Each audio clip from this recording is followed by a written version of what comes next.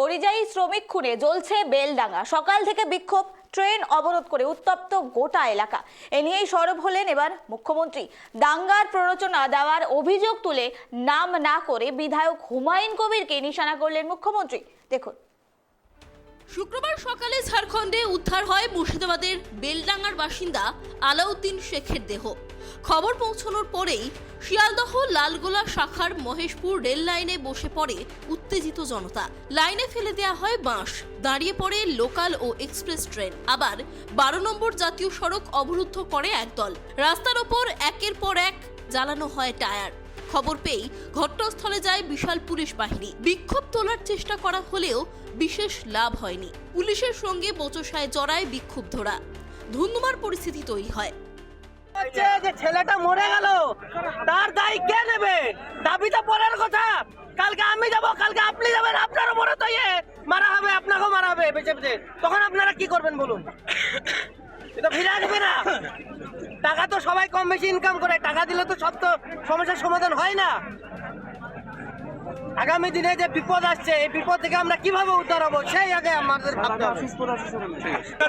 আপনাকে হুঁশিয়ার দেওয়া হচ্ছে, আপনি এই সব বন্ধ করুন, আপনার সুড়সুড়িতে এইসবগুলো হচ্ছে। আর হুমায়ুন কবির, আপনি চলে আসুন মহেশপুর মোড়ে। আপনি কোথায়? উত্তরবঙ্গ সফরে যাওয়ার পথে দমদম বিমানবন্দরে দাঁড়িয়ে এই ঘটনা প্রসঙ্গে মুখ খুললেন মুখ্যমন্ত্রী মমতা বন্দ্যোপাধ্যায়। বেলডাঙ্গায় বিক্ষোভকারী সংখ্যালঘুদের ক্ষোভ বৈধ বলেই দাবি তার। ভিন রাজ্যে পরিযায়ী শ্রমিকদের ওপর হেনস্থার ঘটনায় আরও একবার ক্ষোভ প্রকাশ করে বিজেপিকেও দুষলেন তিনি। ফ্রাইডে জুম্মাবার পবিত্রবার, যেমন শিবেরও বার, মা দুর্গারও বার, সন্তোষী মাতারও বার, তেমনি ফ্রাইডে জুম্মার নামাজ হয়। এখন যখন দুর্গাপুজো দেখতে এসছে কোটি কোটি লোক, সেখানে আপনি যদি একটা মাইক লাগিয়ে দেন তাহলে সবাই শুনবে। তো ফ্রাইডে জুম্মাবার এমনি সংখ্যালঘুদের কাছে একটা সেন্টিমেন্ট আছে, সেখানে সবাই ফ্রাইডে জুম্মার নামাজ করতে এসছে। এখানে কেউ কেউ যদি তার রাজনৈতিক চরিতার্থ করবার জন্য উস্কে দেয়, সংখ্যালঘুদের ক্ষোভটা স্বাভাবিক, আমিও এর জন্য ক্ষুব্ধ। তাদের একতরফা বাদ দিতে পারেন না, যেটা দিয়েছে আদিবাসীদের দিয়েছে, মতুয়াদের দিয়েছে, রাজবংশীদের দিয়েছে, বাঙালিদের দিয়েছে, এখানে বাংলা ভাষী ছাড়াও নন বেঙ্গলীয় যারা আছে তাদেরও দিয়েছে। সুতরাং প্রতিদিন চেঞ্জ করে করে হোয়াটসঅ্যাপে আর ডিরেকশন দিয়ে প্রতিদিন এই 2 মাসে 200 বার নোটিশ এসছে।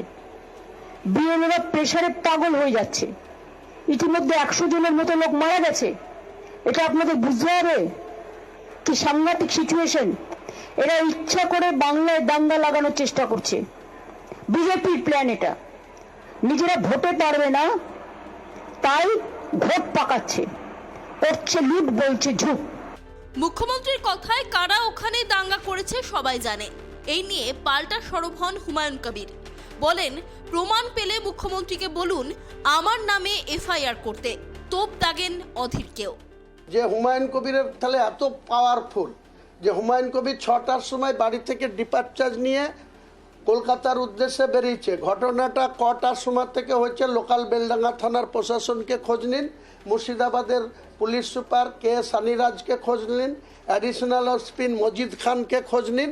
ঘটনাটা কখন থেকে শুরু হয়েছে, ডেড বডিটা কোথা এসছে, তাদেরকে থামাবার চেষ্টা করেছি। যদি মুখ্যমন্ত্রী চায় তার পুলিশকে জিজ্ঞেস করুক, আইসি হরিয়ারপাড়াকে জিজ্ঞেস করুক, অরূপ রায়কে, কে সানিরাজকে জিজ্ঞেস করুক।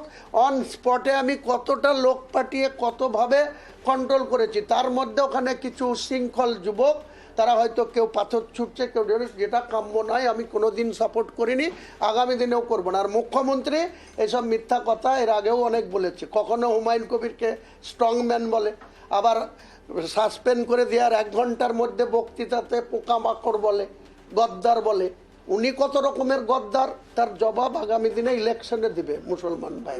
করেছি মধ্যখানে অধীর রঞ্জন চৌধুরী, তিনি ঘোলা জলে মাছ ধরতে গিয়েছিলেন, তাকেও গো ব্যাক স্লোগান শুনতে হয়েছে ওখানে। পশ্চিমবঙ্গের পরিযায়ী শ্রমিকের মৃত্যু ঘিরে শোরগোল চলছে।